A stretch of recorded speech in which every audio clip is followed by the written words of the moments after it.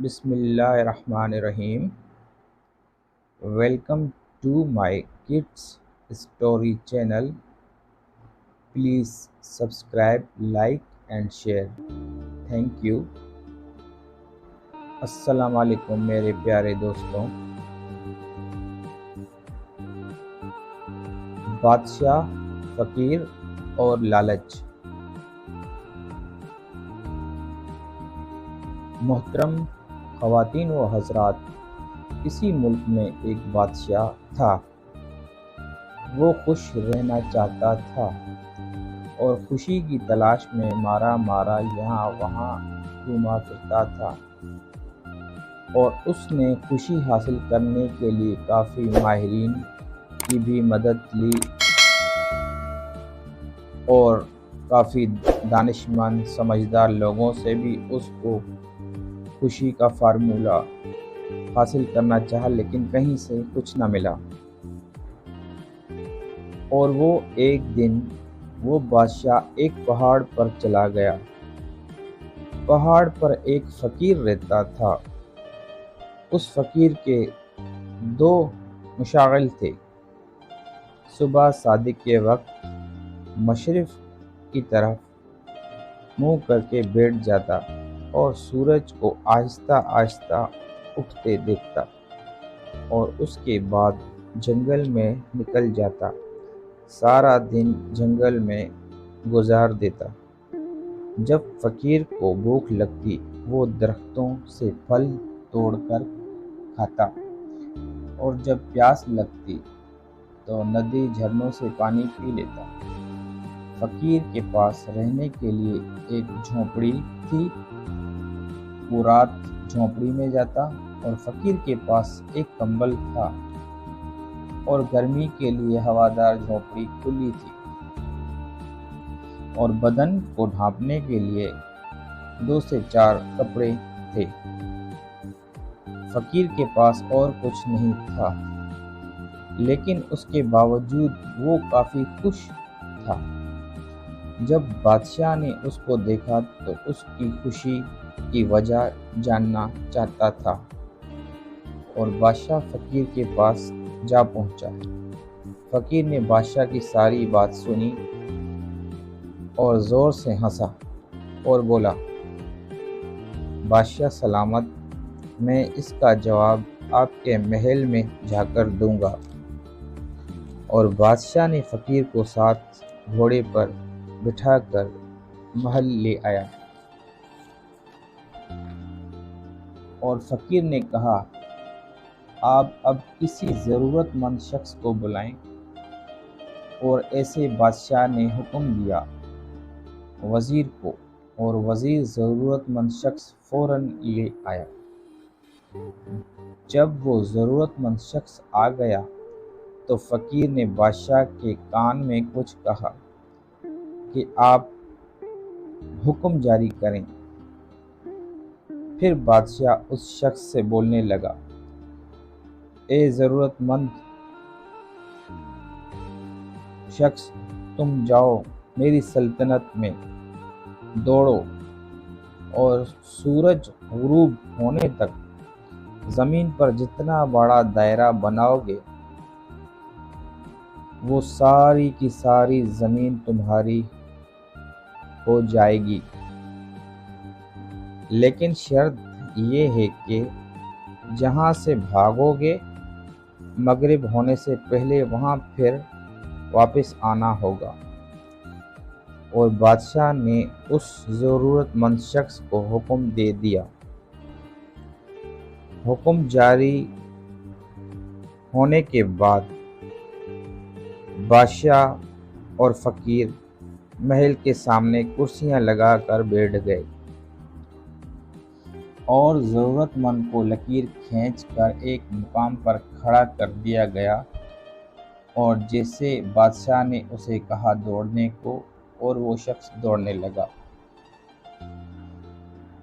وہ شخص اتنی زور سے بھاگا کہ ظہر کے وقت اس شخص نے 100 ایکڑ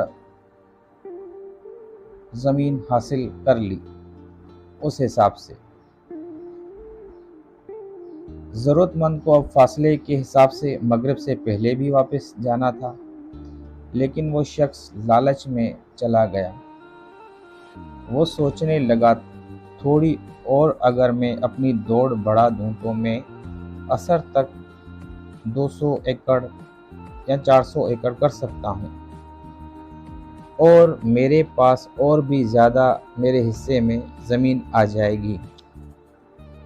آخر کار لالچ نے اس کی عقل بھی کھو دی۔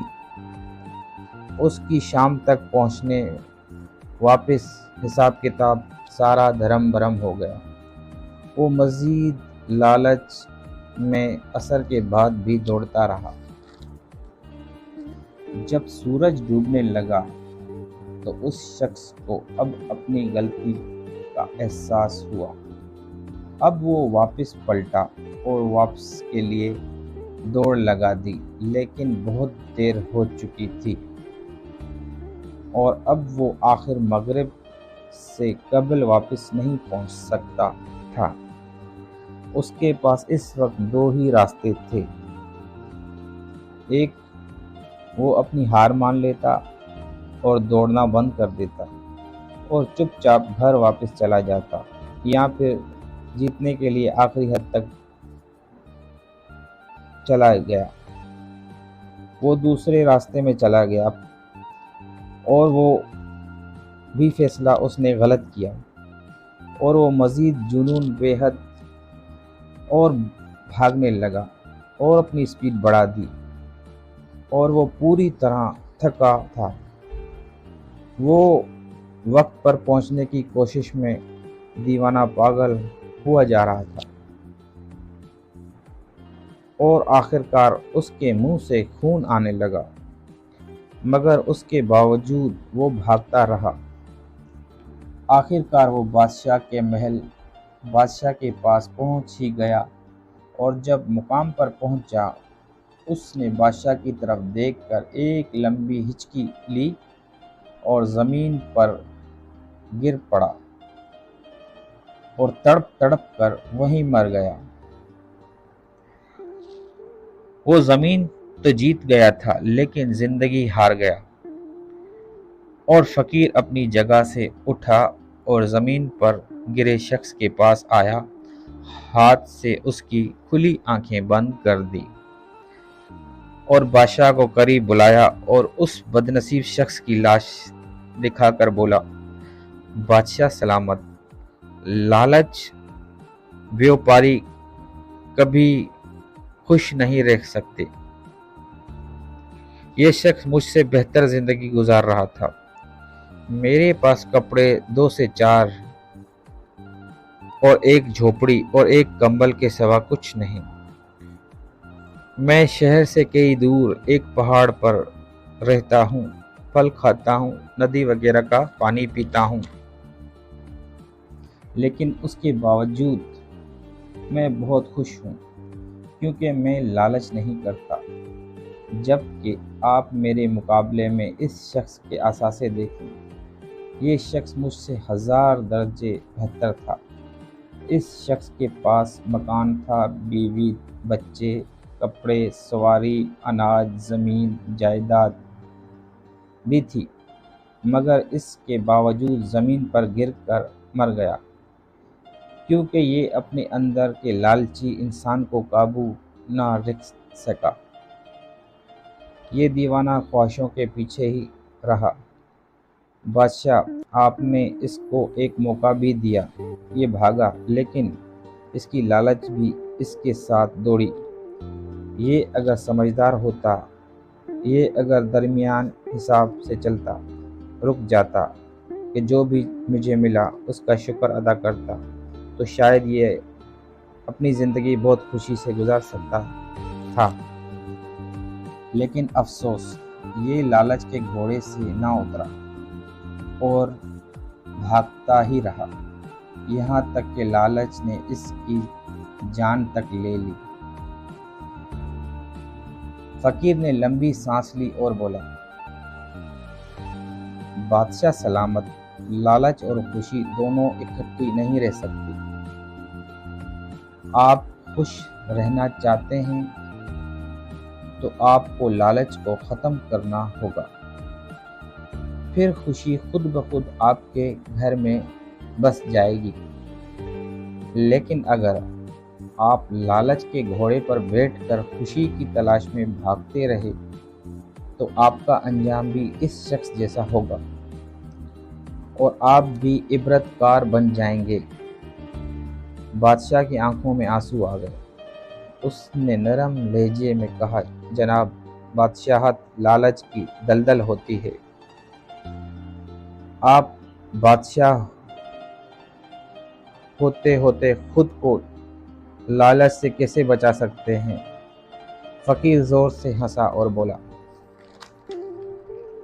اختیار میں اضافہ بادشاہوں کی لالچ ہوتی ہے، اور جو بادشاہ زیادہ سے زیادہ اختیارات حاصل کرنے کی کوشش کرتا ہے اس میں اور اس زمین پر پڑے اس شخص میں کوئی فرق نہیں ہوتا۔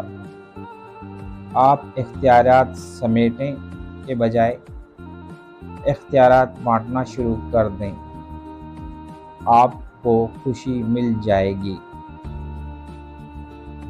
تو آج کی سٹوری یہ تھی۔ امید ہے آپ لوگوں کو پسند آئی ہوگی۔ شکریہ۔